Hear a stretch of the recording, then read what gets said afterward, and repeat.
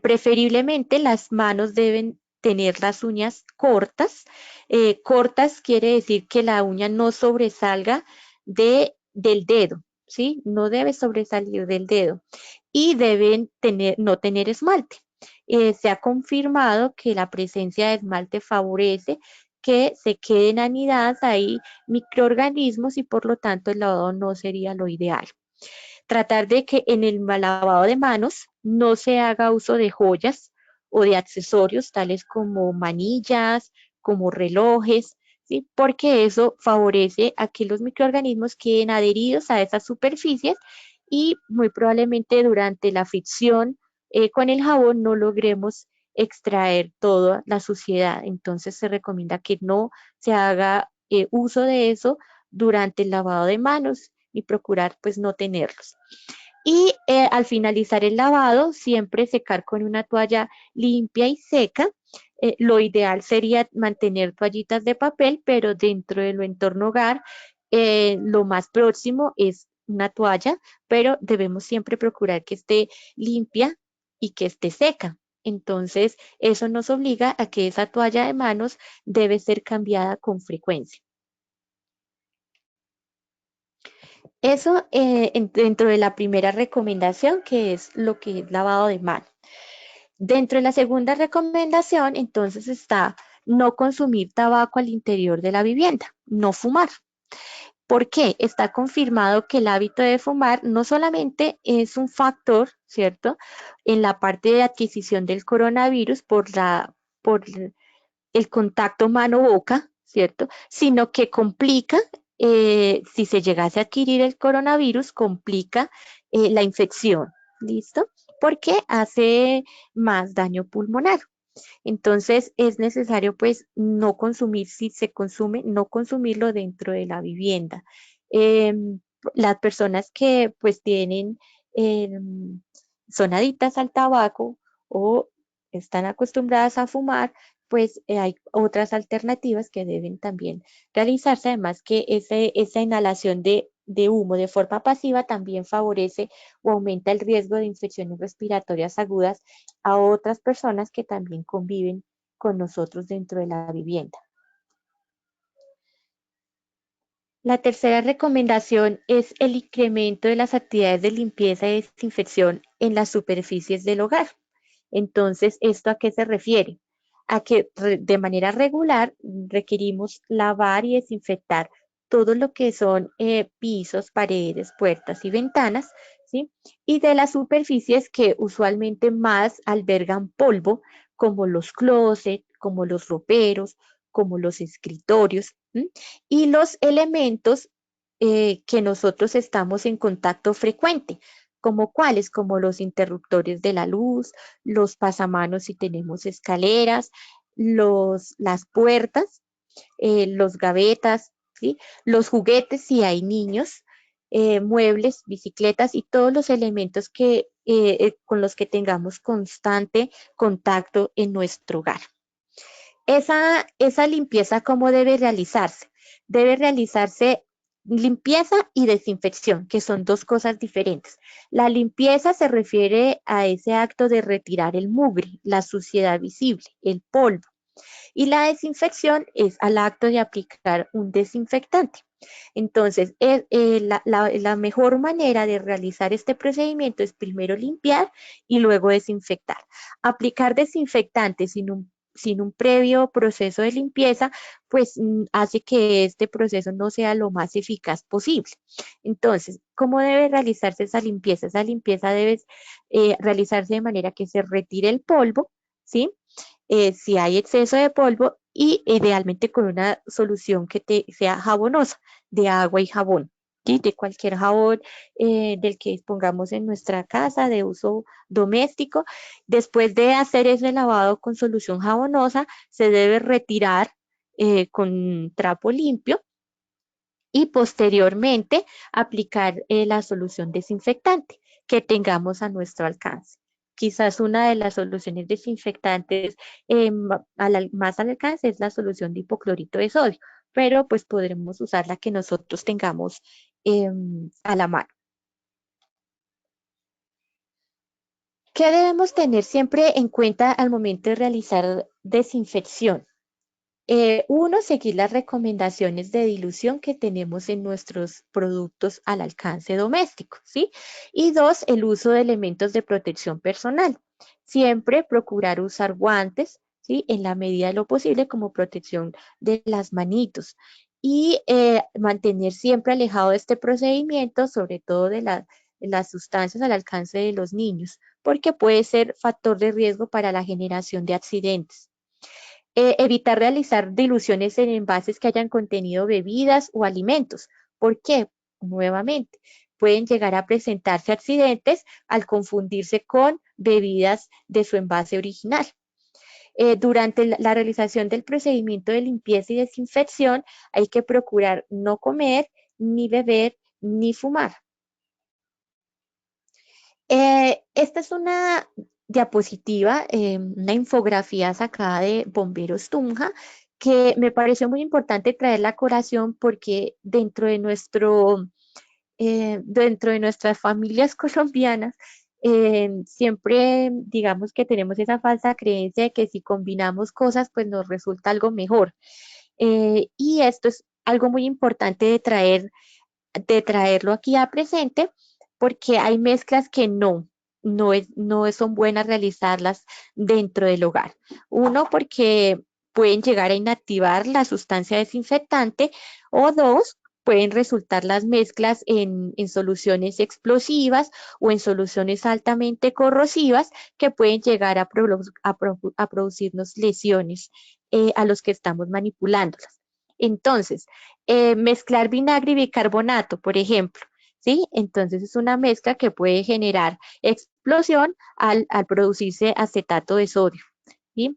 Mezclar cloro y vinagre, por ejemplo, es otra mezcla que también como cloro desinfectante y el vinagre también tiene acción, entonces mezclémoslo a ver si nos funciona algo más chévere para desinfectar y resulta que esto puede generar gas de cloro que nos puede generar problemas para respirar, quemaduras, irritación conjuntival, entre otros. Mezclar cloro y alcohol tampoco. Produce cloroformo, es un químico tóxico, también puede producir lesiones.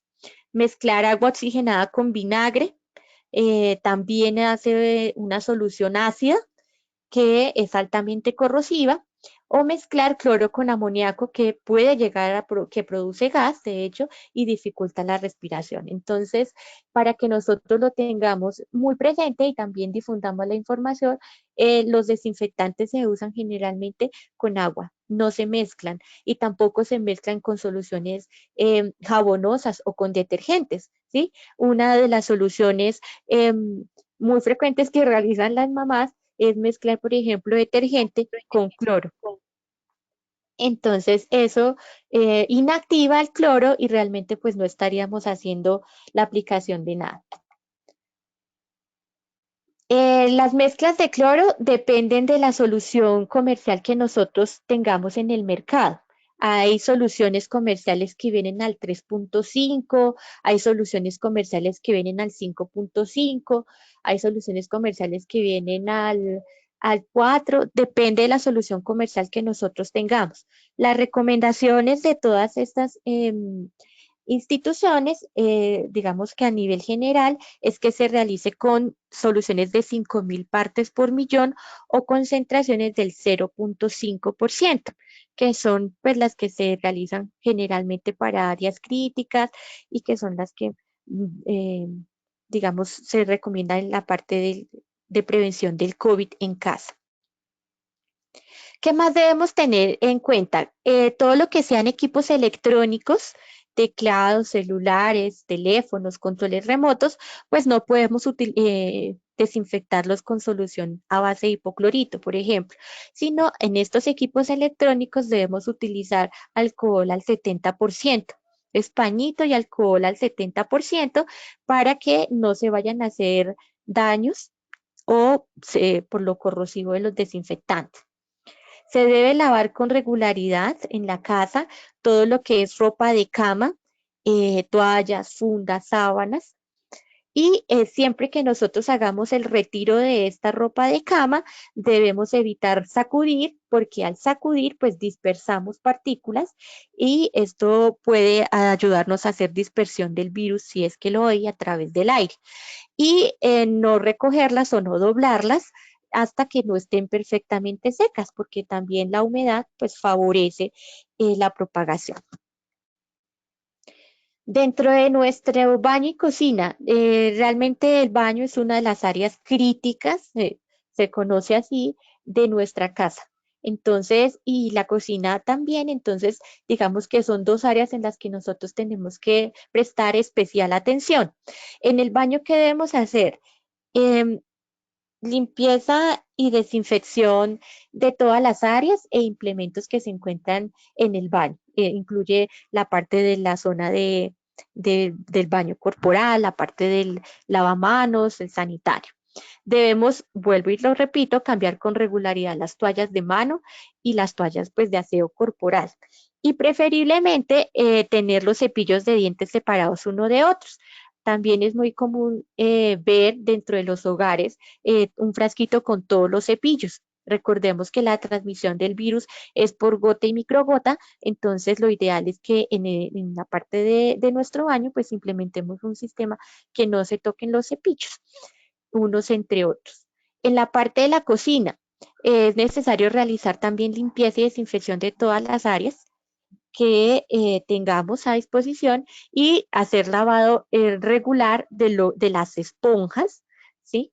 Porque las esponjas pues son un caldo de cultivo. Entonces, preferiblemente sumergirlas en solución desinfectante o en agua caliente y tener en cuenta las 5 reglas para la preparación de alimentos, las cuales es separar alimentos crudos de los preparados, no mezclarlos, no mezclar las carnes entre sí, hacer una plena cocción de los alimentos, no consumir alimentos a medio cocer, sobre todo las carnes, mantener los alimentos a la temperatura correcta. En este caso se recomienda los alimentos mantenerlos en refrigeración si es posible y utilizar agua potable siempre que se vayan a preparar. Para la disposición de residuos sólidos, se recomienda que se haga una clasificación y separación de los residuos, que se defina o se encargue a una sola persona para que esa persona sea la encargada del retiro o de dejar los basuras en los lugares donde, en las áreas establecidas, una sola persona que salga, que las deposite y que haga también su desinfección y su limpieza cuando vaya a ingresar a la vivienda. Y cumplir con los horarios de la ruta recolectora de residuos. Estar enterados de las rutas, de los horarios, porque si no, pues sacamos basura en horarios que no son y eso facilita también no solamente el coronavirus, sino la aparición de otras enfermedades. Mantener nuestra vivienda con adecuada ventilación e iluminación. Entonces, la Organización Mundial de la Salud pues, nos refiere que hay varios estudios que indican que una ventilación insuficiente que favorece la transmisión de las enfermedades. ¿Cuánto tiempo? Se recomienda que las habitaciones estén aireadas entre 15 a 30 minutos por jornada, dependiendo también pues del clima que esté realizando, pero la ideal es que la ventilación se realice de manera propicia. Esto facilita que el aire que está contenido en la vivienda se intercambie y así pues no favorezcamos la dispersión del virus. Prácticas de autocuidado. Entonces, importantísimo también, porque digamos que toda la parte de la pandemia no solamente afecta la salud mental, sino que también nuestro estilo de vida, nuestros hábitos se ven pues modificados de manera drástica. Entonces, dentro de los miembros de la familia, lo ideal es buscar actividades, pasatiempos, realizar actividades físicas que nosotros y hacer una adecuada organización del tiempo.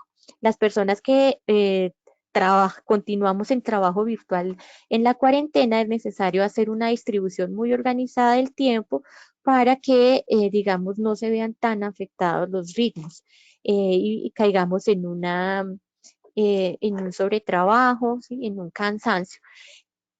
Idealmente, si nosotros vemos, digamos, que esta pandemia nos está generando sensación de estrés, lo ideal es tener en presente que es normal, son situaciones nuevas y esas situaciones nuevas pueden generar en nosotros diversos sentimientos como tristeza, estrés, confusión, miedo, ¿sí? Que, sin embargo, también tener presente las líneas o profesionales con nuestra EPS que también están al tanto y nos pueden colaborar en caso de que notemos esa exacerbación de síntomas. Hay que también tener presente que durante esta pandemia hay que estar informados del COVID, pero no sobreinformados, ¿sí? Hay que mantenerse al día, pero no caer en el susto, pues, y confirmar la información que nosotros estemos revisando o compartiendo en redes sociales, porque también puede llegar a presentarse muchas noticias falsas que hacen sensación, que crean alarma y que realmente no son verdad. Además de eso, pues hay que, nuevamente repito, organizarnos, hay que comer bien. Idealmente hay que comer nuestras horas, hay que consumir alimentos si es posible, alimentos ricos en vitamina A, ricos en zinc, que estos dos componentes están comprobados, ayudan a la parte del sistema inmunológico, ricos en vitamina C. Entonces, ¿cuáles alimentos? Alimentos ricos en zinc, todo lo que es pescado, mariscos, el huevo, alimentos ricos en vitamina A, todo lo que sea amarillo intenso, auyama, zanahoria, tomate de árbol, bueno, todo lo que tenga color amarillo intenso o verde intenso.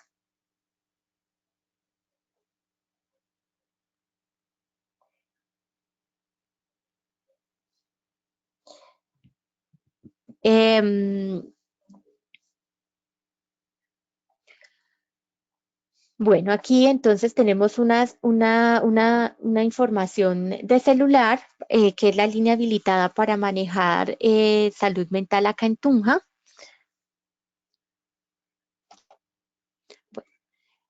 En la parte de manejo cotidiano de animales, entonces la Organización Mundial de la Salud y la Asociación Mundial de Veterinarios de Pequeños Animales aclararon, pues no hay evidencia a la fecha que confirme que los perros y los gatos sean transmisores. Hasta el momento los perros y los gatos no son transmisores de COVID-19, pero sí debemos tener unas precauciones para aquellos que tenemos mascotas en la casa. ¿Cuáles son las recomendaciones? Si nosotros tenemos el gatico o el perrito, la mascota que nosotros tenemos, está acostumbrado a hacer sus necesidades al interior de la vivienda, pues ese espacio debe contar con mucha más aseo y desinfección. Es decir, tenemos que incrementar ese nivel de limpieza y desinfección en esas áreas.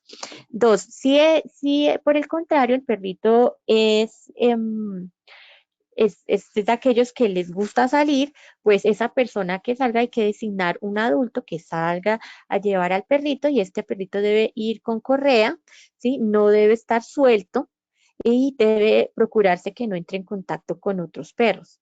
El adulto que lo saca también debe guardar la distancia con otros propietarios de 1,5 metros. Y cuando el perrito, tanto el propietario como el perrito ingresen a la vivienda, este debe desinfectarle las paticas al perrito, por lo tanto se recomienda que a la entrada de la vivienda haya un kit de aseo que incluya jabón con toallitas desechables para que se limpien las paticas al perrito. Y una vez se le haya limpiado, el propietario debe hacer un correcto lavado de manos y seguir el protocolo de ingreso a la vivienda que ya vamos a ver más adelante. Continuar con la parte del plan sanitario para el perro o el gato. Eso quiere decir que el perrito o el gato debemos verificar que esté vacunadito, que tenga su chequeo veterinario al día, que tenga control de parásitos al día, pues no solamente para la parte del COVID-19, sino que pues para evitar otra clase de enfermedades.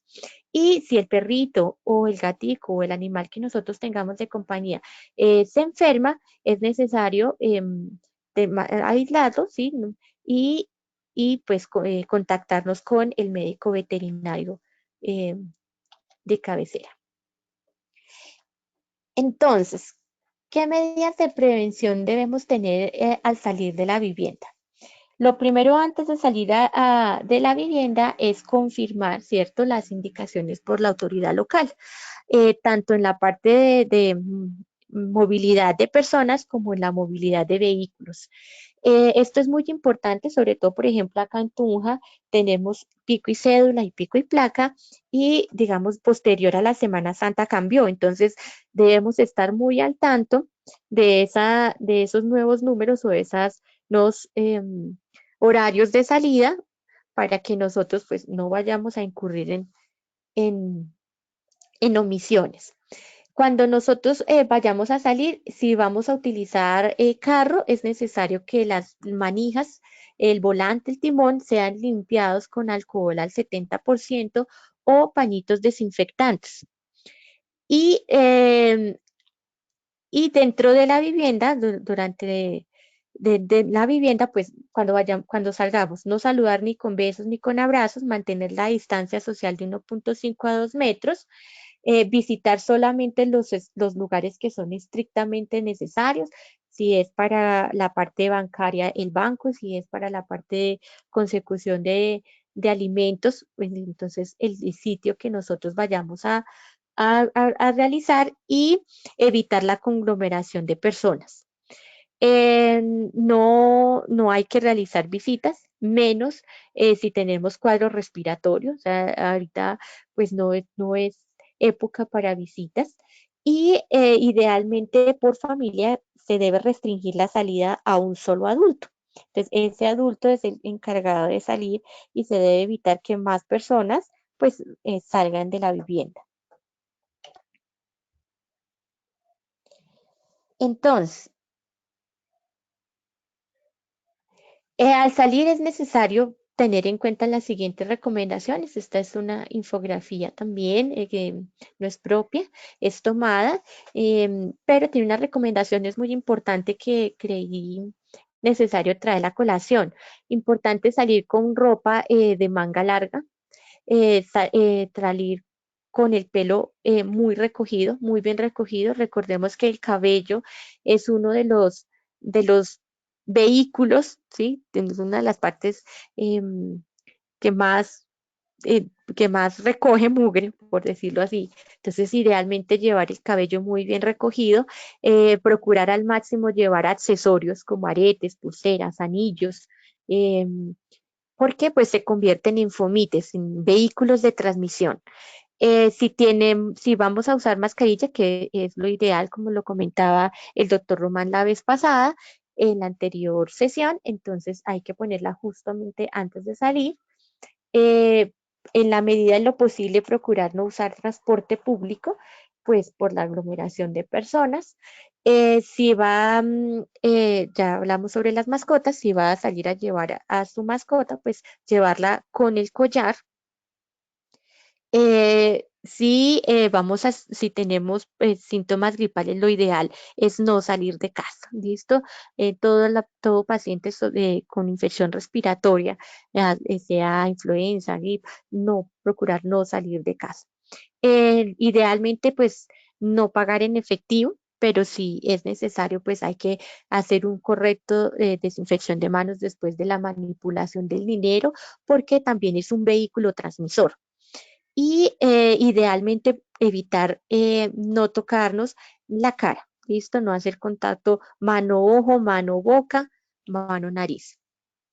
Cuando regresamos de la vivienda, entonces es necesario en nuestro hogar tener un área en la entrada, disponer de elementos como alcohol, como solución con hipoclorito y un baldecito o una tacita donde nosotros podamos depositar lo que traemos. Cuando vamos a ingresar a nuestra casa, entonces es necesario retirarnos los zapatos, esos zapatos que nos retiramos, es necesario realizar el lavado con agua y con jabón a la suela y posteriormente aplicar desinfectante de hipoclorito al 0,5%. En lo posible retirar toda la ropa con la que salimos y esa ropa lavarla de manera aparte, no mezclada con la demás ropa que usamos en casa, sino lavarla de manera aparte con abundante agua y jabón y esa ropa pues la manipulamos después. Y bañarnos, idealmente bañarnos el cuerpo entero con abundante agua y jabón. Los elementos que nosotros hayamos manipulado al exterior de la vivienda, llaves, celular, deben ser desinfectados. Y las compras que nosotros traigamos a casa, pues debemos desinfectarlas. El empaque, ¿sí? Con solución de hipoclorito o con alcohol, ¿sí? Y colocarlas en superficies limpias. Y procurar no guardar nada en las despensas ni en las neveras hasta que haya sido lavado o desinfectado. Aquí de manera mucho más resumida, lo que les acabo de decir.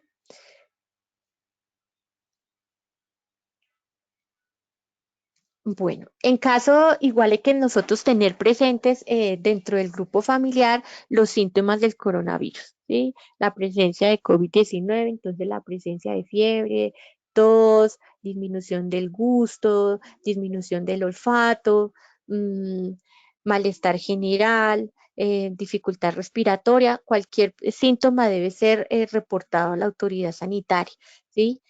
Puede ser, no toda fiebre es coronavirus, pero digamos en este caso sí hay que estar muy atentos a los síntomas.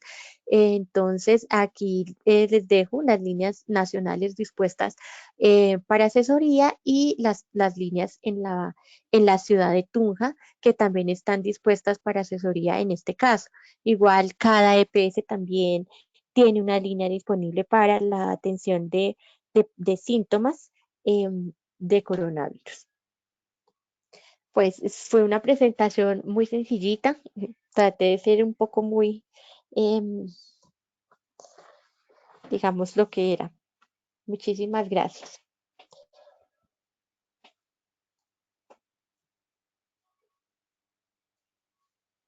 Bueno, Lady, muchísimas gracias por la presentación. A continuación, entonces, voy a presentarles el manejo de atención y cuidado domiciliario en personas ya diagnosticadas o con infección por COVID-19.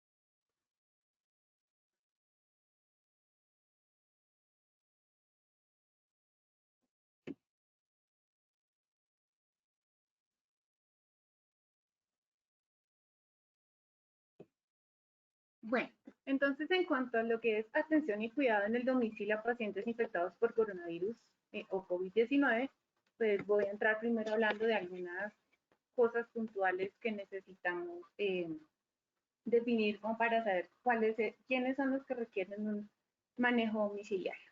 Entonces, hay tres clasificaciones. Ustedes pueden encontrar esta clasificación, lo pueden consultar en la página web de Infecto Web.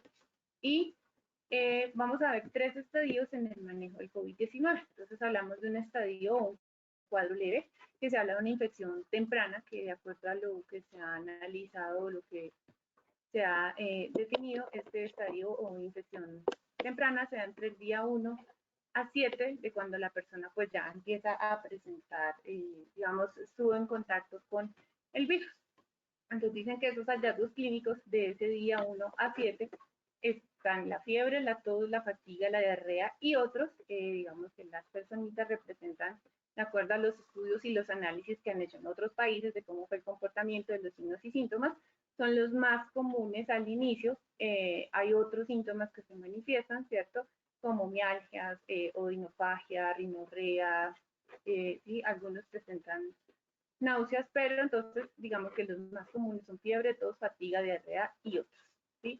En cuanto a los hallazgos clínicos, en esta primera fase de respuesta viral o estadio leve, entonces pues se encuentra la linfopenia.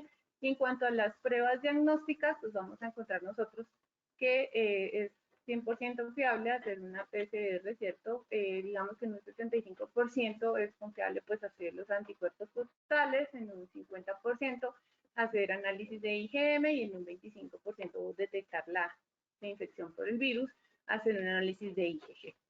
Me voy a concentrar en el estadio 1, cuadro leve, que es el estadio que se va a manejar a nivel domiciliario, es decir, las personas que crucen con este cuadro o estadio leve son las que se van a tener en la atención y manejo domiciliario. Ya al paso al estadio 2 o a la fase 3, pues va a depender de la respuesta o la reacción que vaya a tener la persona, ¿sí? O la respuesta inflamatoria o la fase de respuesta inflamatoria que vaya a tener la persona pues durante el desarrollo de la enfermedad. Pero básicamente este es el que me voy a concentrar, que es el cuadro leve, que es el que se va a manejar a nivel domiciliario. Entonces,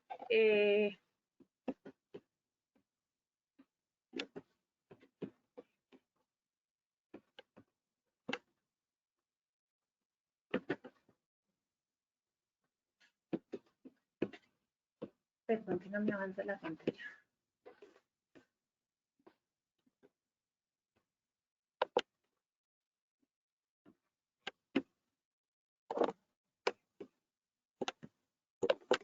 Bueno, entonces, ¿qué vamos a contemplar o qué vamos a tener en cuenta nosotros frente al manejo de los casos o en especial para el COVID-19 y lo que habla el Ministerio de Salud, ¿no? Pues que los signos y síntomas clínicos, pues ya los mencionamos, ¿cierto? En esta fase leve, pues es los que vamos a mirar en unas personas con diagnóstico de síntomas leves, ¿cierto? Entonces, esos síntomas clínicos, fiebre de difícil control, mayor a 37 por más de 3 días, la tos, la dificultad para respirar, la fatiga, las secreciones nasales y el malestar general, ¿no? Entonces, la Sociedad Colombiana de Infectología hizo un ajuste o hizo un cambio un poquito a las definiciones operativas de caso de infección por SARS o COVID-19 y hizo un ajuste en cuanto a las definiciones de caso y pues estamos en constante actualización frente a las definiciones de caso.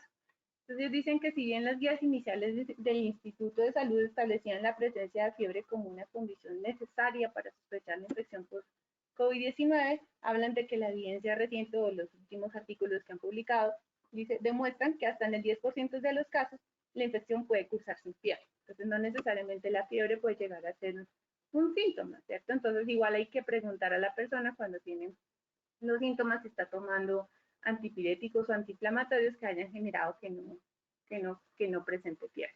Y dice que en la mayoría de los casos las personas presentan síndromes clínicos similares a la influenza.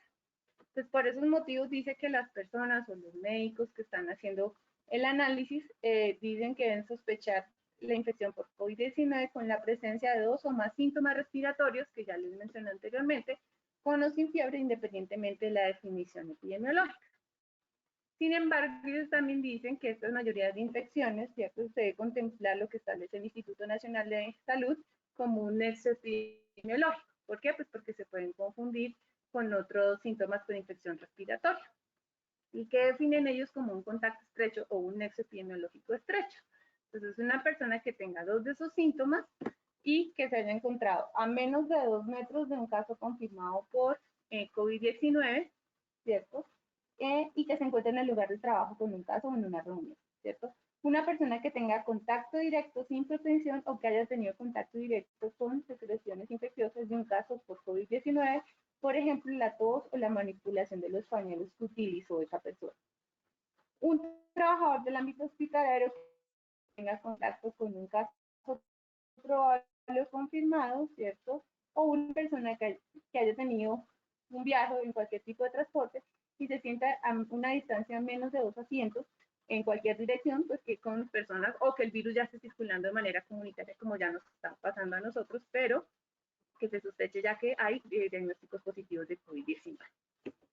Entonces dice que una de las principales diferencias en el curso clínico de la infección que encontraron es que en los casos, pues que ya les hablaba que vamos a hablar de los casos leves, pero una forma de que también las personas o el equipo de salud puede verificar que el caso se nos está yendo un poquito más allá de leve, es que dice que la persistencia de los síntomas respiratorios son mayor a un tiempo de hasta 8 días mayores, ¿cierto?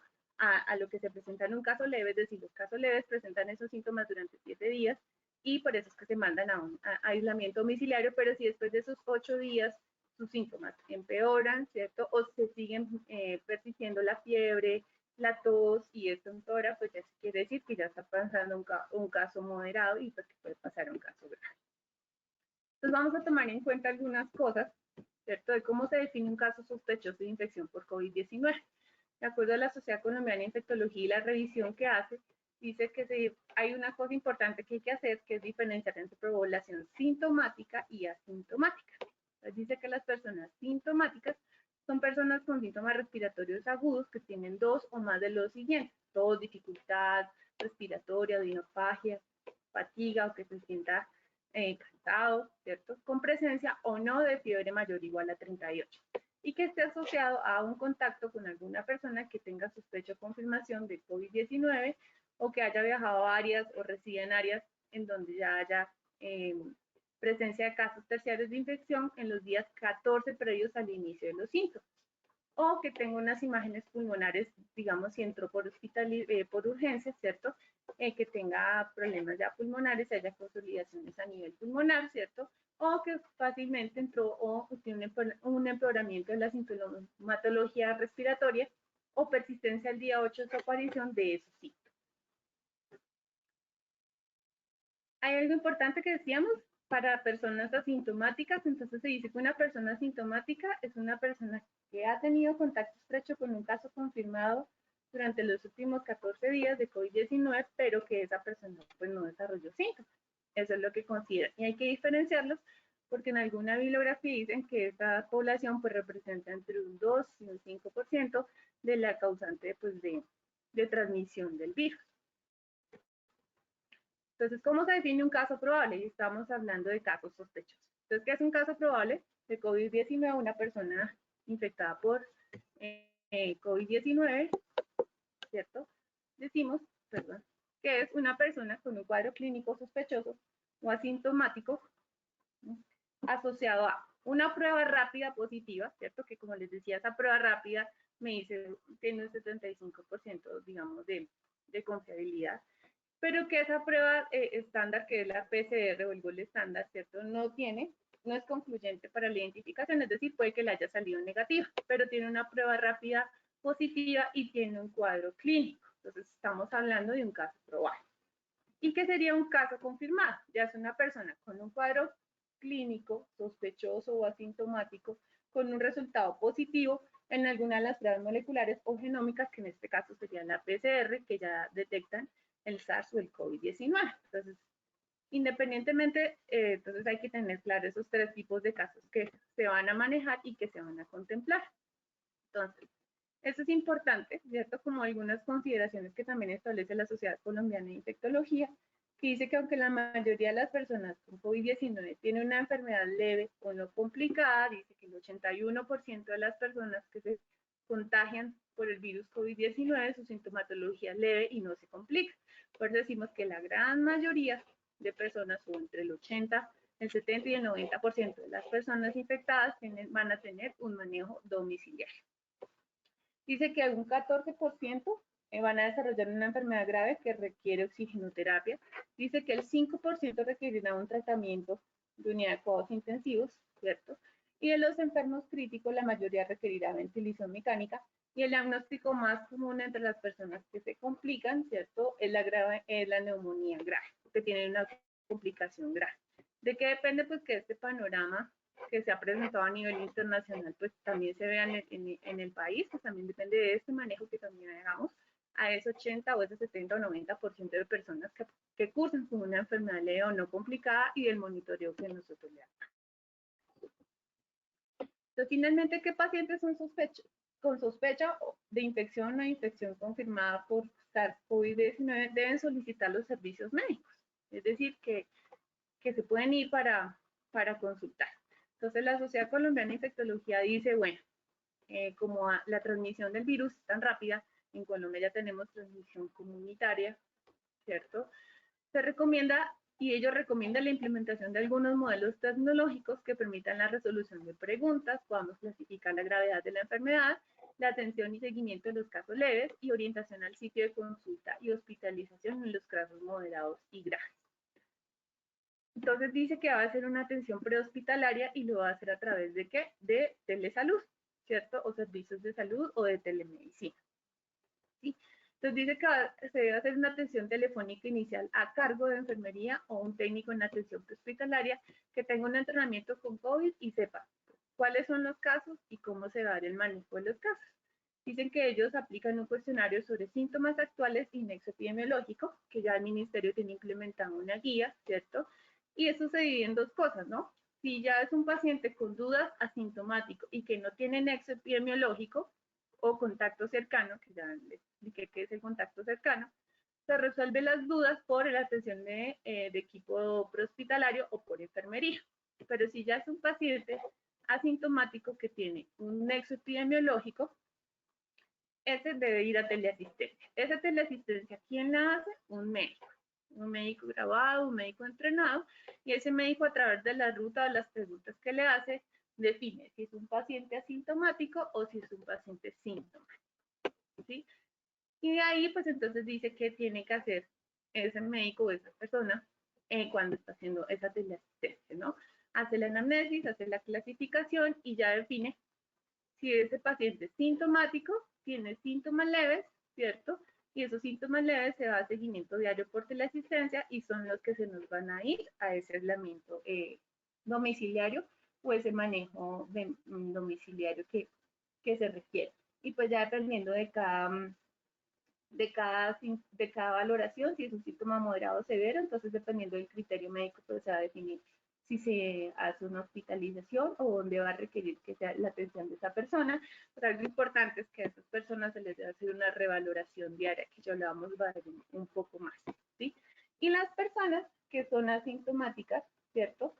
Tenemos que mirar dos cosas. Si es un contacto estrecho o si no es un contacto estrecho, entonces si es un contacto estrecho con una persona ya con un diagnóstico, ¿cierto? Un caso probable, un caso confirmado de COVID-19, ¿cierto? También se le va a mandar a un aislamiento en casa por 14 días y que se haga un monitoreo y un autocontrol de los signos y síntomas. Pues como decimos, vamos a hablar cómo es ese seguimiento y ese manejo domiciliario de esas personas con síntomas leves. Entonces, esta es la guía rápida que estableció el ministerio que deben hacer los médicos cuando hagan esa evaluación de los pacientes. Se centran en varias cosas. Primero, en preparar, que debe mirar cómo tiene que hacer todo el enlace, luego cómo se tiene que conectar, es decir, los pasos, paso a paso que tiene que hacer ese sistema de telesalud que se tiene que implementar para poder, digamos, evitar el acceso de todo el mundo por urgencias o por consulta externa, y por eso se habilitaron las líneas de atención nacional y por cada EPS. Entonces, luego él debe empezar a evaluar si el paciente está muy enfermo o no, y dependiendo de eso, pues va a empezar a mirar cuál es la historia, que es realizar el registro y adaptar las preguntas al paciente según la historia clínica. El examen, examinar las funciones físicas y mentales de la mejor forma que se pueda, pues desde la telesalud. Entonces da como una guía rápida de qué es lo que tiene que preguntar ese médico que está en esa asistencia, ¿sí? Y básicamente ya cuando llega al punto de decisión y acción, ¿cierto? ¿Qué es lo que se busca? Avanzar y organizar el seguimiento teniendo en cuenta la capacidad local. Entonces, es una de las cosas importantes que resalta OMS, es que cada ente territorial o cada país o cada zona debe establecer cómo es su capacidad local para dar respuesta ante el manejo. Entonces, ya dependiendo de la clasificación que da, entonces ya cuando es un probable para COVID-19 que está controlado y que tiene síntomas leves, entonces dice que se va a hacer autocontrol, va a ser un manejo de líquidos y un manejo de síntomas, en este caso pues el síntoma que se controla es con acetaminofén, por algunas recomendaciones y por algunos estudios no se recomienda el uso de ibuprofeno. Y entonces básicamente que se utiliza el acetaminofén Y se dice que el manejo básicamente es reducir la transmisión y seguir el consejo de aislamiento en casa.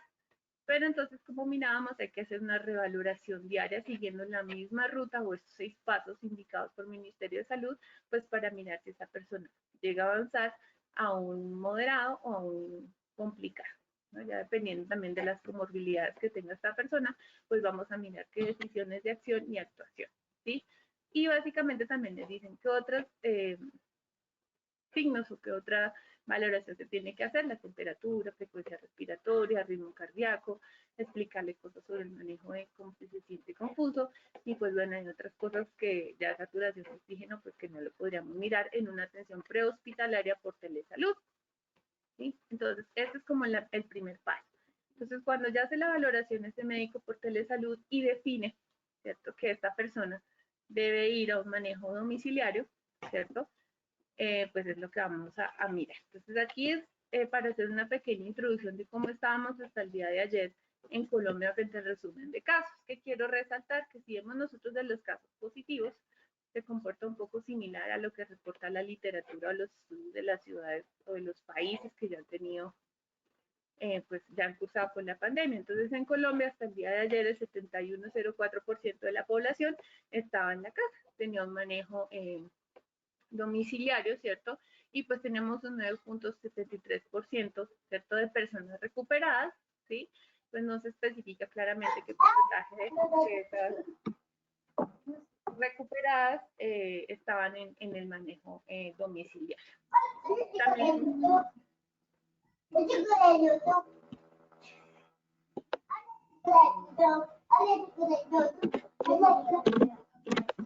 por favor, la persona que tiene prendido el micrófono. Entonces, ¿qué es otra cosa importante que quiero resaltar o mostrar aquí? Es cómo es el comportamiento a nivel de género y a nivel de edades en nuestro país, ¿cierto? Si vemos la afección del virus es mayor a nivel de personas del género masculino, del sexo masculino, perdón, y en una menor proporción a nivel del país del género femenino. Y la población que más está afectando, ¿cierto?, es pues una población productiva entre los 20 y 29 años, la 30 y 39 años, y pues digamos, no está más concentrado en nuestra población que es, digamos, laboralmente activa. Y hay una alta proporción de personas de 60 a 69 años, ¿cierto? Pero la mayor proporción, pues estamos en personas que estamos en un ciclo de vida productivo y la mayor incidencia se está dando en personas de 30 a 39 años. Y pues como vemos, ya los casos son relacionados, ya son menos casos importados, entonces pues ya por eso se habla de que el virus está circulando de manera comunitaria. Vamos a mirar en Boyacá. Entonces en Boyacá tenemos a la fecha de ayer, no he visto el reporte de hoy, 31 confirmados, ¿cierto? Y pues Boyacá tiene un comportamiento un poquito diferente con respecto al país, ¿cierto? Pues Boyacá, el 90% de las personas o casos que han dado positivo están en casa, están en manejo domiciliario, es decir, la proporción es mayor a la del país, ¿cierto? En cuanto al sexo, en Boyacá, pues con los 31 casos afectados más al sexo femenino, ¿cierto? Y en cuanto a grupos poblacionales, pues podemos ver que el grupo poblacional más afectado está entre los 20 29 años, 30 y 39 años y los 50 y 59 años. Es decir, en esto sí se parece la tendencia un poco más a la del país. Entonces, ¿qué quiero resaltar? Pues es que este manejo en casa o este manejo domiciliario pues es muy importante, pues, porque sí es cierto que tenemos que adaptarnos y fortalecer toda la parte del manejo hospitalizado, pero si hacemos un buen manejo de estos casos a nivel domiciliario, seguramente vamos a evitar congestionar los servicios, ¿cierto?, de hospitalización, de unidades de cuidados intensivos, ¿cierto?, y podemos pues disminuir esos riesgos de complicaciones y de hacer un adecuado seguimiento y pues un adecuado manejo a nivel domiciliario. Entonces, estas son las líneas que para el departamento se habilitaron por cada EPS para hacer este seguimiento de telesalud o prehospitalario, y pues hay otros colectivos, otras personas pues que son médicos, son también personales del área de la salud, que se llaman nuestro colectivo Nuestra Aporte el COVID, que también está haciendo pues la atención de telesalud, digámoslo, sobre todo por línea de WhatsApp. Bueno, ¿y quiénes van a estar ese manejo? Pues ya les había dicho que ese manejo domiciliario pues se va a hacer en personas con síntomas leves. ¿Y qué dice la Organización Mundial de la Salud y también la Sociedad Colombiana de Infectología, ¿no? Vuelvo y resalto que el 81%, sabemos que en Boyacá es más alta la cifra, pues con los casos dados hasta el momento, y pues que para esa teleasistencia y telesalud también tenemos que mirar cómo es el panorama del departamento, pues para aumentar el acceso libre, ¿cierto? A las redes de internet y a las redes telefónicas, la capacidad de red de internet, la disponibilidad de personal entrenado, también hay que revisar un poco más el nivel educativo de la población, como está haciendo también la red de apoyo familiar y social en estas poblaciones, pues podemos llamarlos, podemos identificar sus riesgos, pero pues es importante su red de apoyo social y familiar, la disponibilidad de personal para el trabajo de campo, porque vamos a ver ya más adelante que se requiere un grupo asistencial que de una forma ya vaya a hacerle por lo menos una visita al domicilio de esa persona y evalúe las condiciones en que está esa persona también para poder mirar si se le puede hacer el manejo domiciliario. La parte de información y educación en la comunidad, si todo el mundo conoce esas líneas de atención, cómo llamar, cómo tener acceso y cómo comunicarse, cómo es el apoyo en medios de comunicaciones locales y pues el manejo de emisoras comunitarias. También hay una cosa importante en nuestro departamento, pues que nuestro departamento tiene una alta proporción de ser rural. Entonces, vamos a distinguir dos cosas en la atención domiciliaria que lo plantea. Uno son los servicios de salud. Estos servicios de salud, ¿qué es lo que van a hacer? Que puntualmente es lo que manejan como cuidado domiciliario, atención domiciliaria. Entonces, básicamente, pues es el aislamiento que se le va a hacer a la persona, ¿cierto? Entonces, ese aislamiento, ¿qué es? Ese aislamiento es la separación de una persona o grupo de personas, ¿cierto? Que se sabe o se cree que están infectadas con una enfermedad transmisible y potencialmente infecciosa de aquellos que no están infectados para prevenir la propagación del COVID-19. El aislamiento para fines de salud pública puede ser voluntario o obligado por orden de la autoridad sanitaria. En este caso, pues vemos que no es tan voluntario, sino es obligatorio, pues que la persona esté aislada. Nosotros seríamos los que estaríamos de pronto en un aislamiento voluntario, los que no presentamos signos y síntomas, pues para evitar el distanciamiento social, que sería en este caso no tanto aislamiento, sino aumentar el distanciamiento social en los que no tenemos, digámoslo, pues por el momento riesgos, pero los que ya se sospecha ya hablamos de un aislamiento. Entonces, ¿qué hizo OMS?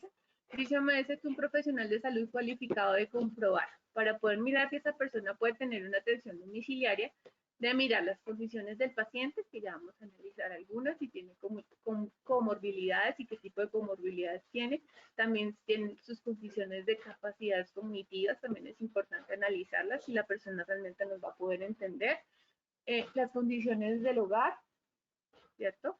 Las condiciones del entorno donde está esa persona, ¿sí? La red de apoyo, ¿sí? Si tiene unas necesidades básicas, ¿sí? Acueducto, alcantarillado, recolección de basuras, que pues es importante por las medidas que ya habla la profesora Lady. Y algo importante que también no menciona OMS, pero que sí lo mencionan en otros gobiernos, que es el manejo de la información. Y qué tanto acceso tienen las personas a la información y que también se maneja la información dentro de esa red de apoyo y dentro de ese entorno en donde está esa persona, pues porque no es fácil saber o que me digan que estoy diagnosticada por COVID-19 y que mi familia va a correr el riesgo de infectarse, ¿cierto? Pues porque yo tengo la enfermedad. Entonces se habla de unos criterios para considerar la atención domiciliaria. Estos criterios dicen que son todos los casos a los que se les ofrece atención domiciliaria debe cumplir además ciertos requisitos clínicos mínimos. Dice que esa persona debe tener ausencia de factores de vulnerabilidad previos para padecer enfermedad grave. ¿Qué factores de vulnerabilidad de acuerdo a los estudios que se han hecho? ¿Cierto? Dice que no debe tener ausencia de enfermedades crónicas, prácticamente hablan de cardiovasculares, pues hablan de especial hipertensión, problemas pulmonares, renales y diabetes. Que tenga alteraciones del sistema inmunitario, ¿cierto? También hablan de edad avanzada, embarazo, o en algunos casos también se contemplan estas edades pediátricas, ¿cierto? Pues que pueden ser situaciones de vulnerabilidad, por eso en la diapositiva anterior les decía que también hay que mirar el entorno, pues porque en las edades pediátricas pues no vamos a poder hablar de un autocontrol y un automonitoreo, sino pues también va a estar en las capacidades del cuidador, ¿no? Y que tener ausencia de unos criterios de gravedad. ¿Qué son esos criterios de gravedad? ¿Cierto? Que síntomas respiratorios, que esa persona no tenga disneas, que sean expectoraciones con hemoptisis, ¿cierto? Gastrointestinales, que sean vómitos, que no sean controlables y una diarrea con deshidratación, y pues neurológicos que ya estén en confusión o letargia. Entonces, esos son como los criterios que se deben considerar para la atención y que también nos sirven para durante el seguimiento poder decir si esa persona puede seguir en la atención domiciliaria o si ya hay que hacerle un manejo intrahospitalario. Y pues deberán ser casos en investigación con síntomas leves, que lo habríamos nosotros que son sospechosos, casos probables o confirmados y casos probables o confirmados que han precisado hospitalización y que han recibido la alta hospitalaria, pero aún requieren atención sanitaria y medidas de aislamiento. ¿Qué quiere decir eso? Personas que fueron hospitalizadas en estadios moderados y graves, que salieron del estadio moderado y grave y que ya tienen unos criterios para irse a su casa y deben seguir el manejo domiciliario. Eso es lo que quiere decir estos casos probables que requieren o que siguen requiriendo un manejo domiciliario. ¿Qué requisitos mínimos se debe tener para la atención domiciliaria? Entonces dice que primero la persona debe tener una disponibilidad de una vivienda adecuada, que tenga buena ventilación, que tenga una habitación individual. Esto es algo pues que también tenemos que mirar dentro de nuestra realidad, ¿cierto? Un baño de uso exclusivo, si vemos que nuestra proporción pues es una alta proporción a nivel rural, ¿no?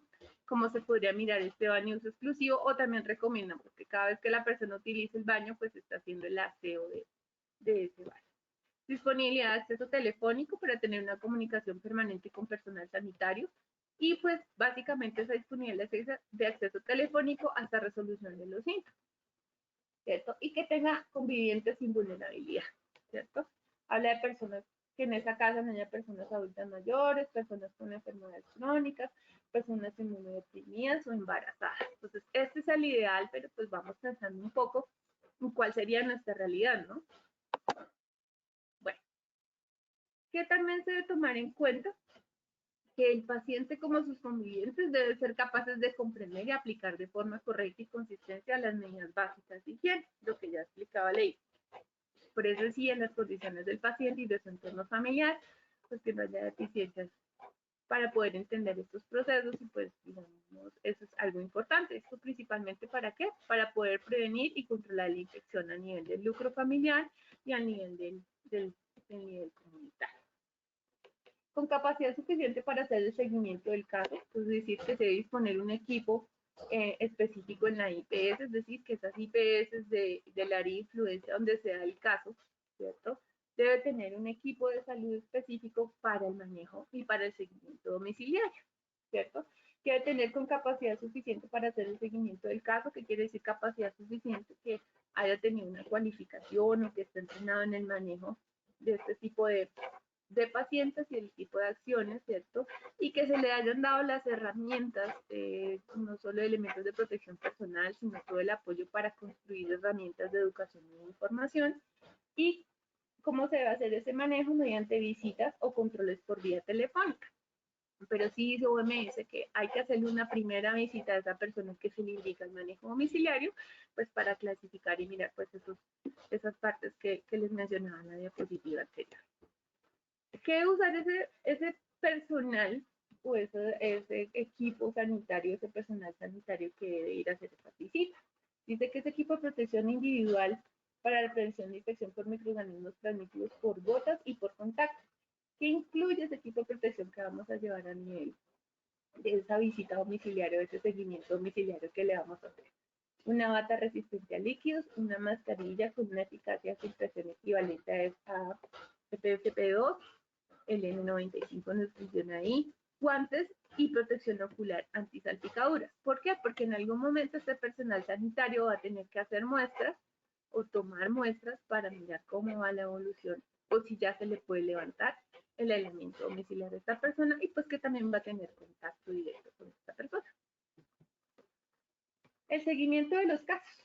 Entonces, ¿qué tiene que hacer en esa atención domiciliaria? El equipo de atención domiciliaria es el equipo, hace el seguimiento de los casos. Cuando hablamos de equipo de atención domiciliaria, entonces, pues lo que contemplan es un médico que haya hecho la valoración, que ya se puede hacer por telesalud, la enfermera y la auxiliar de enfermería pueden hacer esa atención domiciliaria. Pero entonces, básicamente, el seguimiento de los casos dice que ese equipo de atención debe incluirlos a los tres, ¿cierto? Pues porque también es importante poder hacer la valoración. Pero pues sabemos que existe déficit personal, lo plantea como personal de enfermería, que incluye profesionales de enfermería y auxiliares de enfermería.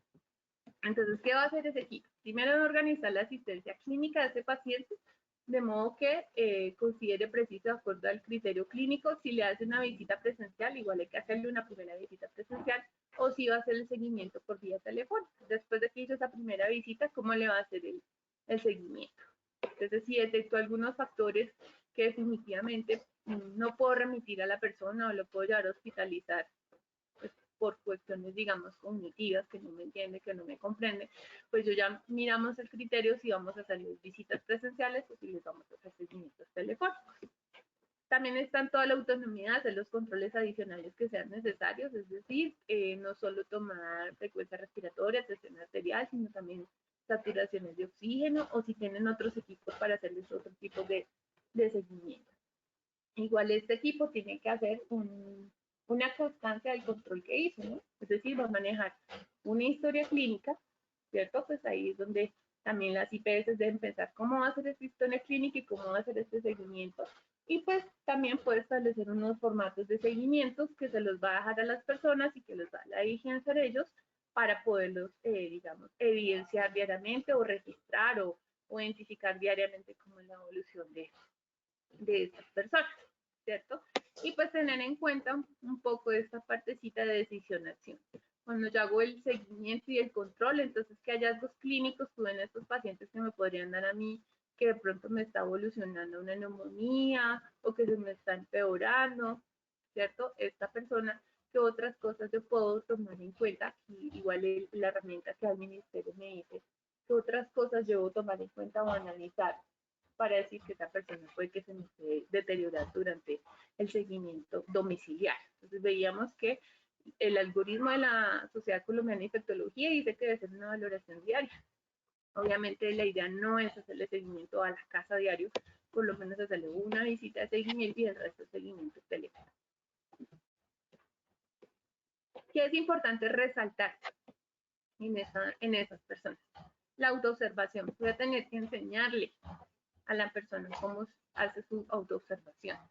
Es decir, observar, ¿no? Ese seguimiento que hace la persona respecto de sus signos y síntomas que puede presentar. Es decir, va y se ve al espejo y cómo se ve, si se ve más pálido, si se ve más moradito, si se ve muy rojito, si se ve que está sudando, ¿cierto? Si la persona siente fiebre, desarrolla tos o dificultad para respirar o dolor de garganta. Entonces ahí ella, después de que observa, sí toma su temperatura y se comunica con la línea de atención. Entonces ya esa autoobservación ya no pasa a autoobservación, sino al autocontrol, ¿sí? Entonces ya me voy a medir, ¿cierto? Esa persona ya se va a tener que medir estas constantes vitales que yo le enseñé a medir. Puede que algunos digan, ay, pero ¿quién no se sabe tomar la temperatura? No, nosotros hemos encontrado personas que no saben interpretar los valores de un termómetro, ¿no? Entonces dice que medir es el control que hace la persona a sí misma para detectar fiebre con la toma de temperatura 2 veces al día. Entonces, se observó calientico, pero no se tomó la temperatura, pero puede que no esté calientico, pero puede que sí tenga fiebre.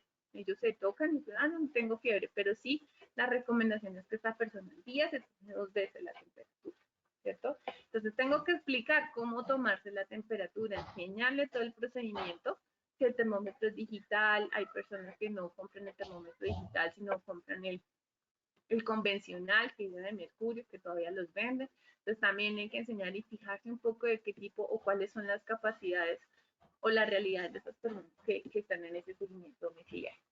Y permaneciendo alerta ante tos y dificultad para respirar. Entonces, al informar, digamos, llevo 3 días, 4 días de manejo domiciliario y no había tenido fiebre, pero al quinto día volví de fiebre, volví de tos, pues también tengo que informar y pues sé que también mi cuidado, perdón, mi personal asistencial me va a estar llamando y me va a estar preguntando pues por estos valores, ¿no?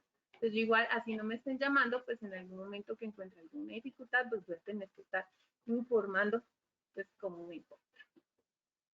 Y pues este es un ejemplo de que le podemos entregar a las personas para hacer el seguimiento, el diario de síntomas. El inicio de mi aislamiento domiciliario, cuando supuestamente es el fin, cómo está hoy mi temperatura, si vigilé la tos, si tuve dificultad respiratoria, si tuve malestar general.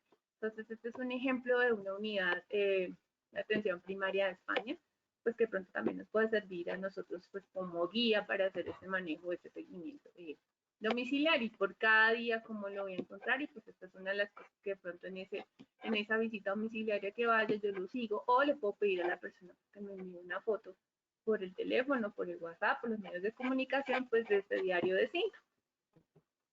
¿Qué otra cosita vamos a hacer como personal? Tenemos una responsabilidad grandísima en informar y en educar. Ser claros, ser concretos y ser sencillos. ¿Sí? En lenguajes sencillos, puntuales y claros. Para dos objetivos básicos en este informar y educar. Minimizar la alarma en la persona, pues porque yo estoy asustada, estoy preocupada de que me dijeron un diagnóstico positivo para COVID-19, ¿no? Entonces me preocupa. Y minimizar así la ansiedad de las personas. Entonces mi responsabilidad como personal es eso, ser claro, ser concreto y ser sencillo en la información que le voy a dar. Y tengo que mirar algo importantísimo, ese impacto emocional por el COVID-19, ¿no? Algo que tomé también de España, dice que pues tengo que hablarle a la persona, obviamente también se habla de que dentro de ese equipo asistencial pues debería haber un profesional en el área de salud mental, ¿cierto? Los psicólogos apoyando el proceso, pero pues obviamente son ideales, nosotros sabemos que no todos tenemos los mismos recursos que otros países, pero pues sí existen un manejo que se habla de atención en urgencias psicológicas, que pues puede ser manejado por cualquier profesional de la salud en una primera instancia, pues cuando quisiéramos controlar la ansiedad de estas personas, ¿no? Algo muy importante que hablen ellos es desconectar, evitar la sobreexposición de la información sobre el coronavirus y que procuren hablar de otros temas, ¿no? Pues porque cuando generalmente uno lo diagnostican de algo, pues la gente por lo general empieza a entrar a YouTube, empieza a entrar a Google a preguntar pues remedios y manejo como tal de la enfermedad. Esto es una de las cosas que tiene que manejar ese equipo domiciliario. Y pues esto me parece curioso que lo maneja España y lo hablan como no coronábulos, quiere decir como qué cosas son coronábulos y lo hablan como informaciones falsas, ¿cierto? Que no le ponga atención todo el tiempo a las cadenas de WhatsApp, que el experto conocido de un amigo, que los tweets que se comparten en redes sociales, pues una noticia fin de semana que vimos ahí de cómo decían que la sal marina con limón ayudaba a la prevención y a la desaparición del COVID, pues bueno, esto es fatal. Siempre decirle que consulte fuentes oficiales, ¿sí? Sobre el coronavirus y decirle dónde puede tener acceso a esas fuentes oficiales. Y nosotros somos fuentes oficiales para ellos, ¿no? Es muy importante la credibilidad que ellos nos tengan, ¿no? También es importante que nosotros facilitemos unas indicaciones por escrito, ¿sí? Pues porque la gente, así como yo estoy hablando hoy, más de todo lo que yo hablo, es probable que solamente se les quede un 10%, ¿sí? Entonces, eso es importante, ¿no? Entonces, indicaciones por escrito sobre las medidas de prevención y control que deben aportar. Y esto es muy importante en el caso que la persona vaya, el conviviente es el que vaya a hacer el cuidado del paciente. Igualmente se vigilará el estado de salud de los convivientes con el fin de detectar precozmente la aparición de un caso secundario.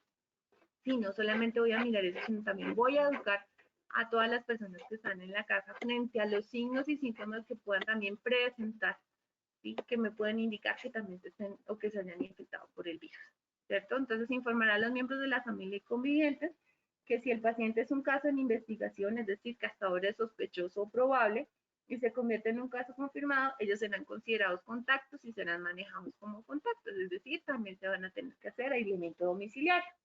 Los miembros de la familia y personas encargadas de los cuidados deben realizar autovigilancia a la aparición de esos síntomas, los que les mencionaba anteriormente, enseñarles también que verifiquen si presentan tos, fiebre, dolor, dificultad para respirar y pues ante eso pues informan y deben consultar con los servicios de salud. y que cuando consulten pues deben informar que hay una persona en aislamiento en su casa. Algunas cosas que dice esto ya lo dice el Ministerio de Protección Social de Colombia. Dice que deberá considerarse la internación de personas que tengan algunas de estas siguientes condiciones. Pueda que tengan para manejo domiciliario, pero pues que tengan una condición socioeconómica que no le permite un aislamiento, es decir, por ejemplo, que no tenga unas necesidades básicas como la buena alimentación, servicios de agua potable, de acueducto, de alcantarillado, ¿cierto? Y o una condición geográfica que no permita el seguimiento domiciliario. El paciente no es suficientemente estable como para recibir atención en el hogar, es decir, por ejemplo, es un hipertenso, un diabético, pues que tiene síntomas leves, pero que su enfermedad no está totalmente controlada. Los cuidadores no son los apropiados o no están disponibles en el hogar. ¿Sí? Entonces, adultos mayores que están solos o, por ejemplo, el señor de 80 años que lo cuida la esposa de 70 o así. Puede que lo haga hasta mejor, ¿no? Pero digamos que esa también es una valoración que como profesionales tendríamos que hacer. El paciente y otros miembros del hogar no tienen acceso al equipo de protección recomendado, aunque el ministerio dice que el equipo de protección como los tapabocas y los guantes se los debe garantizar la entidad administradora de planes de beneficios, pero pues sabemos que eso en nuestro país ha sido un poco complejo, ¿no? Dice que el paciente o otros miembros del hogar no se pueden adherir a los protocolos, es decir, higiene de manos o higiene de la tos, que les cuesta aprender el lavado de manos, porque sí, nos toca enseñarle el lavado de manos. Por eso esta asistencia, una primera visita debe ser en el domicilio. Y hay miembros del hogar que pueden estar en mayor riesgo por complicaciones de la infección, lo que les decía anteriormente, los criterios del aislamiento. Eso es en cuanto a la asistencia sanitaria o la asistencia domiciliaria. La OMS ya define como cuidado domiciliario todas las acciones que ya van a hacer los cuidadores, los progenitores o los cónyuges o cualquier otro familiar que carezca de formación sanitaria. Ellos son los que van a hacer los cuidados, porque nosotros pues vamos a hacer el seguimiento y la atención, pero ya el cuidado como tal, la OMS dice que lo van a hacer los progenitores, en caso si son personas que viven con sus papás, o los niños, ¿sí? Los cónyuges o cualquier familiar u otro amigo dentro de las condiciones que yo evalúo. Entonces, ¿qué condiciones debe tener ese lugar de aislamiento? ¿Cierto? Entonces dice que generalmente debe tener una habitación individual, está solita, esta persona va a estar solita en la casa, en una habitación bien ventilada y con condiciones sanitarias favorables. Esto lo emite el Ministerio de Salud de Colombia. Y pues yo supongo que las condiciones sanitarias favorables de los que ellos mencionan es que tengan acueducto, tengan alcantarillado y pues tengan recolección de basura.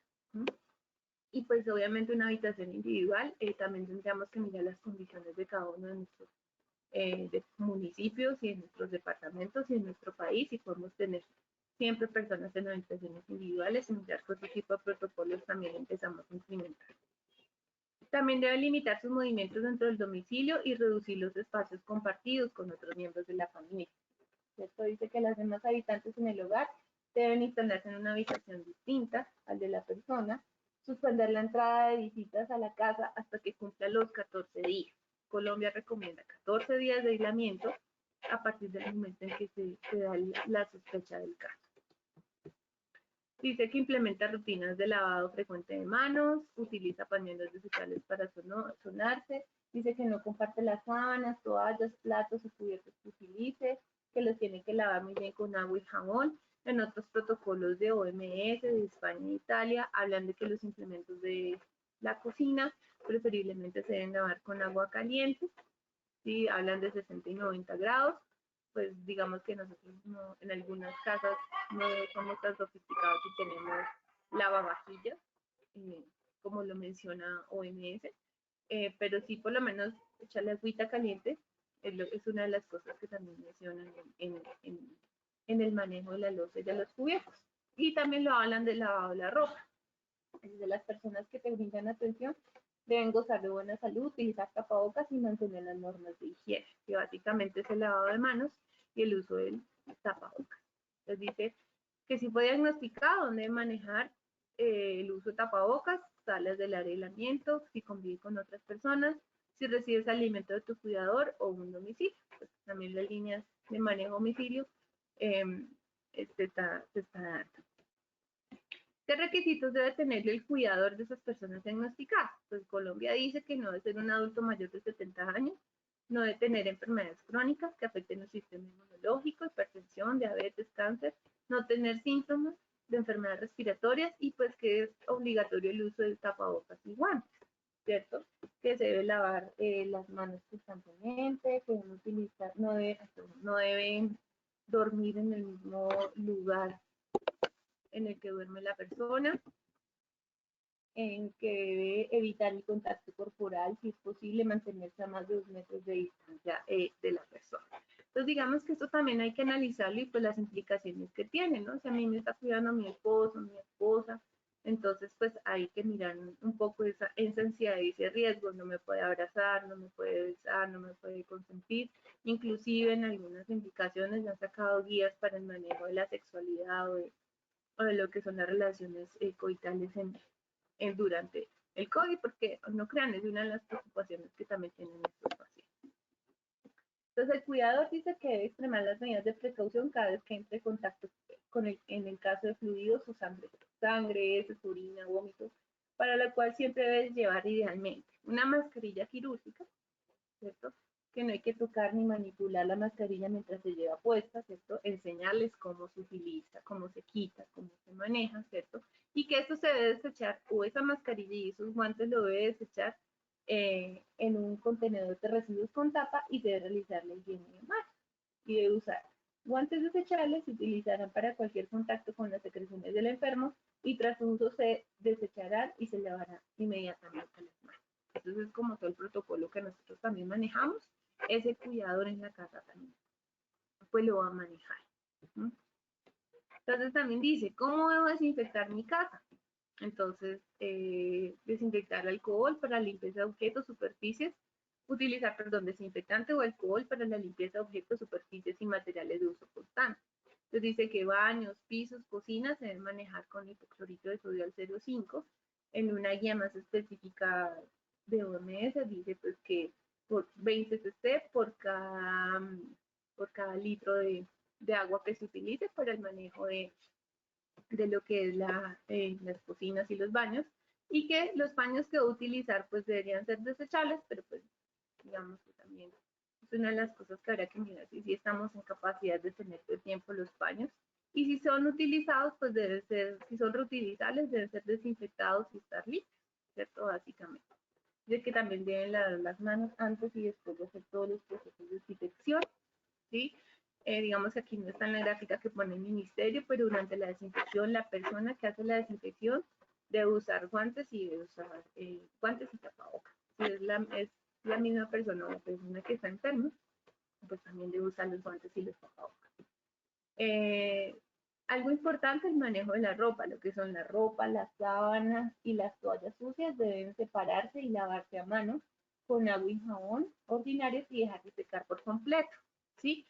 Entonces, obviamente, si yo soy la que estoy cuidando o a la persona, pues debo también tener unas precauciones para lavar esa ropa, ¿no? O seguir usando mis guantes, seguir usando el tapabocas, y algunos hablan de usar el delantal, ¿sí? El delantal plástico, y pues que esos elementos después también deben limpiarse, ¿sí? Cuando se recojan las sábanas, las toallas o la ropa de la persona que tiene el COVID, se debe colocar en una bolsa negra y se debe se debe cerrar esa bolsa mientras se dispone para el lavado, no se debe mezclar con la ropa de la otra familia, y pues el ideal es poderlo lavar aparte. Si yo no tengo o sea, si tengo lavadora, pues dentro del ciclo, después del ciclo de lavado, hablan de también hacer un pequeño ciclo de lavado con un poco de cloro, pues digamos, si hablamos de 1 litro, 10 litros, si hablamos de 10 litros serían 200 de cloro para hacer ese enjuague de la lavadora, pues son una de las recomendaciones que hablan. Y también hablan de en algunas recomendaciones, pues lavarla con agua caliente, pero pues sabemos en nuestros lugares en el mundo puede lavar la ropa con agua caliente. Dice que la ropa sucia no debe sacudirse, se debe evitar que entre en contacto directo con la piel de la persona que lo está cuidando, y pues si soy yo el que me estoy cuidando solito, pues también debo tomar otras precauciones. Dice que también se deben usar guantes de limpieza domésticos, pues porque no todo el mundo tiene para comprar guantes desechables, ¿cierto? Entonces, esos guantes de limpieza domésticos deben lavarse con agua y jabón y descontaminarse con una solución de hipoclorito de sodio al 0.5.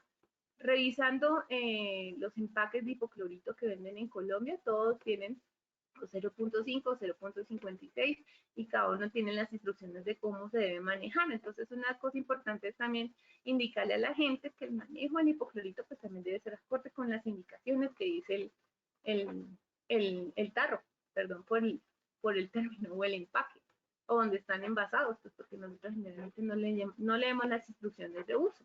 Y ahí lo dice, 1/4 de tapa por cada litro, si usted quiere manejar o quiere limpiar el baño, si es para ropa, dice 1/4 de tapa por 10 litros, entonces ahí ya cambia. Entonces esas son cosas que también tenemos que detallar y explicarle a las personas.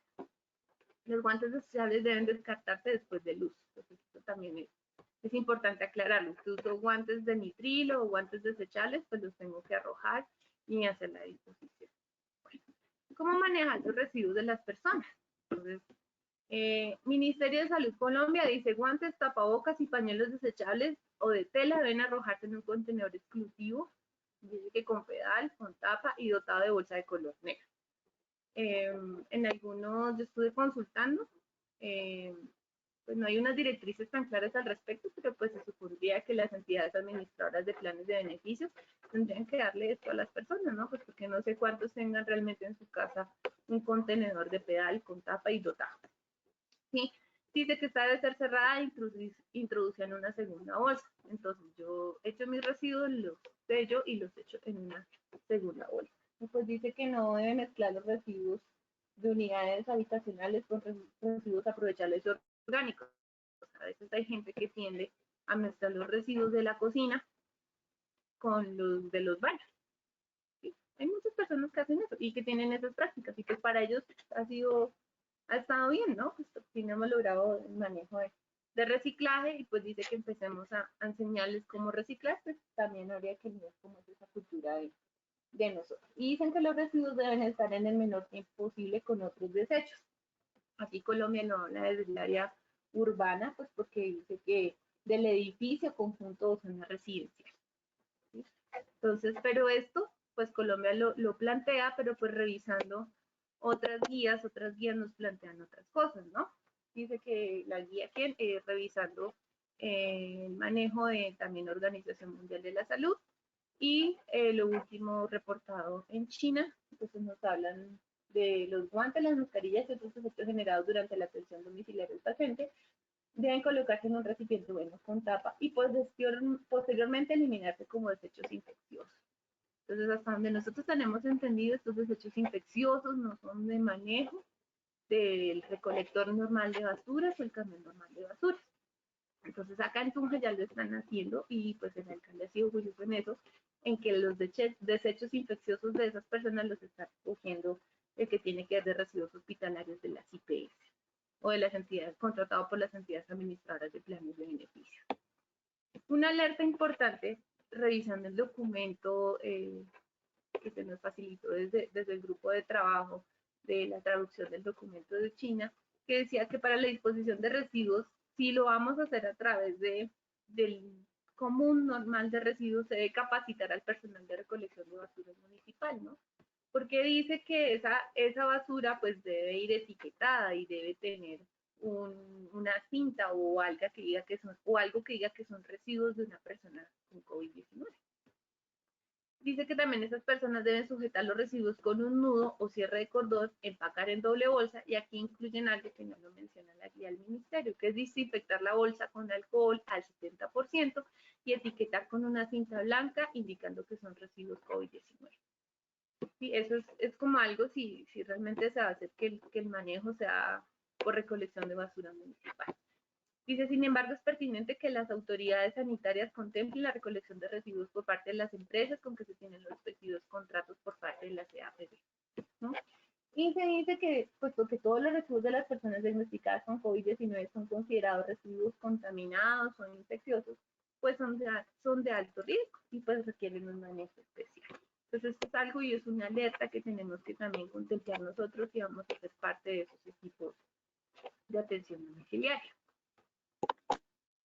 Bueno, algo que también resalta en la guía que nos habla, y que en España también lo retomaron, y que lo manejaban en Wuhan, en China, ¿cierto? Habla sobre la eliminación de la materia fecal y las aguas residuales, no solo a nivel hospitalario, sino qué manejo también le damos en la casa. ¿Por qué? Pues porque se han encontrado, o en las muestras también de heces, han encontrado el virus, ¿cierto? Entonces dice que antes de descargarse el sistema de drenaje, el ideal sería que la persona coloque cloro o coloque un tratamiento desinfectante digamos, en la taza. Entonces, a veces algunos hogares pueden tener disponible que vendan las pastillas de cloro y lo coloquen en el inodoro. Y dice que ese un cloro activo debe ser superior a 40 miligramos por litro. Hay que administrarle 40 miligramos por litro y que esa desinfección sea al menos 1.5 horas. Entonces, pues obviamente la persona no va a dejar sus heces ahí 1.5 horas, ¿cierto? Pero sí se recomienda que el agua o en el tanque en donde empieza a drenar el agua, pues se coloque el cloro o una solución desinfectante. Lo manejaron y lo comprobaron, pues porque obviamente para dónde van esas aguas residuales, pues todo el sistema de alcantarillado, y pues que no se ha comprobado totalmente, pero puede llegar a ser un factor que pueda generar transmisión del virus. La concentración de cloro residual total en las aguas residuales desinfectadas debe alcanzar 10 miligramos por litro. Esto es para, digamos, allá en nuestro inodoro, y cuando hagan el manejo de aguas residuales también de producto alcantarillado, que es probablemente un punto, pues no tengo el conocimiento, que no sé si las autoridades sanitarias lo han contemplado en las aguas residuales. Es una recomendación, no digo que haya estudios que al 100% lo soportan, pero que sí hablan de ese manejo como preventivo que se necesita dar a estas aguas. Estas son algunas infografías que están disponibles y pues que se van a dejar en el repositorio que se está haciendo con el colectivo COVID de Boyacá, pues para que usted también pueda tener acceso, pero pues también los invito a que nosotros como personal de salud también empecemos a crear unas infografías un poco más ajustadas a las realidades de nuestra población, ¿no? Digamos que pueden ser un poco más claras un poquito más claras que las que pone el Ministerio de Salud. También se contempla un poquito de cómo es la atención al paciente dependiente en el aislamiento domiciliario, que el 100% obviamente va a ser para un cuidador en la casa, que también están, tengo las mismas medidas, pero yo ya solo no me puedo bañar, yo ya solo de pronto no me puedo limpiar, entonces ahí tenemos que reforzar medidas con esos cuidadores y esa protección de esos cuidadores que van a estar a nivel domiciliario. La persona enferma no deberá recibir visitas durante el aislamiento. Hay una recomendación que se hace desde OMS que dice que se debe disponer un registro de entrada y salida de las personas que accedan a la habitación.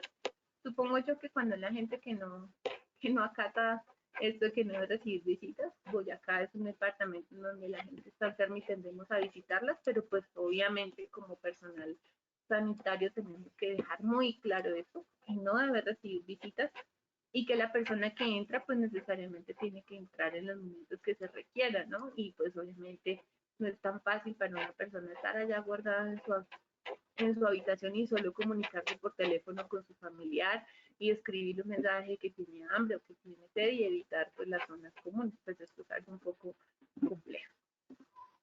Bueno, ya casi para terminar, ¿cuánto debe durar el aislamiento? ¿Cuánto tiempo voy a estar yo en mi casa? O las personas que están en mi casa. Entonces dice que la decisión de finalizar las precauciones de aislamiento en pacientes con COVID se debería realizar basándose en pruebas microbiológicas para poder confirmar la eliminación viral. Pero pues ya sabemos cómo está la situación de pruebas en nuestro país, ¿no? Dice que en aquellos casos en los que no sea posible realizar las pruebas, la decisión de levantar el aislamiento deberá basarse en la clínica y la evolución y duración de la enfermedad. ¿Qué tanto en el seguimiento que yo le doy, cómo identifico cómo va esa persona? Aquí es más para comentarles que en algunos estudios dicen que se ha iniciado, o sea, hay un periodo de infección, es decir, qué tanto tiempo yo infecto a otra persona del virus. Entonces dicen que por lo menos se habla de que el virus persiste de 7 a 12 días en casos moderados. Dice que en un promedio de 5 días en casos simples, ¿cierto? Pero que en las personas que tuvieron casos severos o una severidad grande, dice que se aumenta en un 30% su carga viral y puede durar entre 4 a 5 semanas más de lo que dura un caso moderado y de lo que dura un caso leve. Entonces, por ejemplo, esas personas que yo les decía que salieron de la UCI y que se van a aislamiento domiciliario. Entonces, eso también hay que contemplarlo. Esa persona, su carga viral va a ser mayor y su periodo de infección puede llegar a ser mayor, por eso se le da el aislamiento domiciliario con todas las precauciones que debe tomar. Entonces dice que de acuerdo a la evidencia existente, la transmisión de la infección ocurriría fundamentalmente en la primera semana de la presentación de los síntomas, desde 1 o 2 días antes hasta 5 a 6 días después. En los casos más graves, esta transmisión sería más intensa y más duradera, que era lo que les decía anteriormente. Entonces, por eso cuando ya tengamos que hacer el seguimiento domiciliario, pues también tenemos que mirar si esa persona salió de un caso grave, pues no, el manejo o la duración del aislamiento, pues no va a ser lo mismo de una persona que fue leve y que tuvo un manejo domiciliario. Y también hay otra cosa que dice que hay que considerar la OMS, dice que un paciente podría excretar virus en heces y orina sin tener resultados positivos en sus muestras respiratorias. No es imprescindible la negativización de estas muestras para el fin de aislamiento, pero deben tenerse en cuenta a la hora de establecer las recomendaciones tras el aislamiento y seguir las precauciones para proteger a los contactos en el hogar, sobre todo el contacto con las heces, con el manejo de residuos de estas personas. Y se recomienda que los pacientes dados de alta, ¿cierto? O que ya se les levantó el seguimiento domiciliario, tengan visitas de seguimiento después de 2 y 4 semanas, ¿sí? Para ver cómo va, si realmente por completo se resolvió la enfermedad, ¿no? El CDC da dos cosas, ¿sí? Dice que cuando yo levanto el aislamiento, dice que da dos estrategias, cuando no tengo los test diagnósticos, dice que las personas, sino básicamente sea desde el inicio de la enfermedad, entonces dice que personas que tienen síntomas y se les recomendó autoaislarse a su domicilio, pueden acabar el aislamiento si se dan las siguientes condiciones, las dos tienen que dar. Han transcurrido al menos 3 días desde la recuperación definida como la resolución de la fiebre, sin el uso de medicamentos para reducir la fiebre y la mejora de los síntomas respiratorios. Y además deben haber transcurrido al menos 7 días después de que aparecieron los primeros síntomas, ¿sí? Entonces, bueno, es una recomendación que da el CDC para levantar el aislamiento cuando no tengo los test diagnósticos. Es decir, que es la siguiente, ¿no? Cuando ya tengo un test diagnóstico y que es con el cual le voy a hacer el seguimiento, pues va a depender también de los recursos locales, ¿no? ¿Qué tanta capacidad tenemos de acceso a las pruebas? Las personas que tienen COVID con síntomas y fueron dirigidas a autoaislarse deben tener estas siguientes condiciones: resolución de la fiebre sin el uso de medicamentos antifebriles y mejora de los síntomas respiratorios y resultados negativos de 2 muestras nasofaringeas distanciadas 24 horas, de un ensayo molecular que sería la PCR, ¿cierto? Y al menos 2 muestras de, turinga nasofaringe. Es decir, que tenga 2 muestras negativas. Es decir, que ya realmente haya 2 muestras con un día de diferencia en donde no tenga como tal el virus ahí registrado, ¿cierto?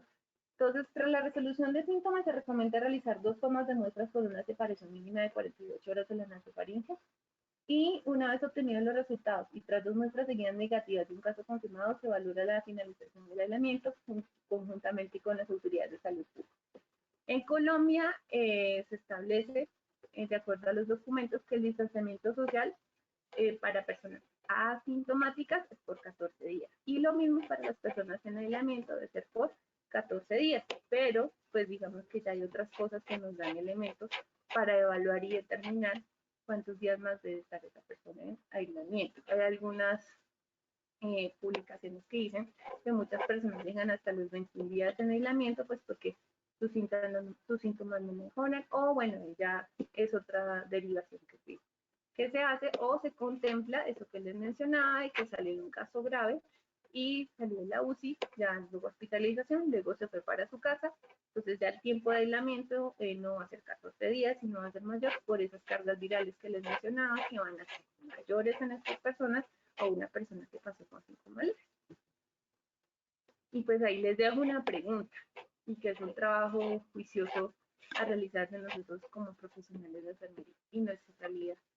cómo estamos en nuestro departamento, podríamos hacer todo eso, qué opciones tenemos, cómo lo podríamos manejar, qué podríamos hacer como profesionales de enfermería, como profesionales de la medicina, como todos los profesionales del área de la salud, cómo vamos a buscar afrontar estos procesos. ¿Sí? Muchas gracias. Y pues ahora los escucho si tienen alguna pregunta. Y pues los dejo con esta reflexión, ¿no? Que también nosotros tenemos, dice que existe un imperativo de productividad durante la cuarentena. Nos exigen aprovechar el tiempo y ser productivos aún en este encierro y muchas veces no hay lugar para la angustia, ¿no? Y pues a veces sí nos angustiamos. Entonces es también invitarlos a todos pues, que manifiesten su angustia, no que vivan en angustia, ni que íbamos todos tratando de resolver la situación, pero que sí pensemos un poco más sobre todo. Muchísimas gracias.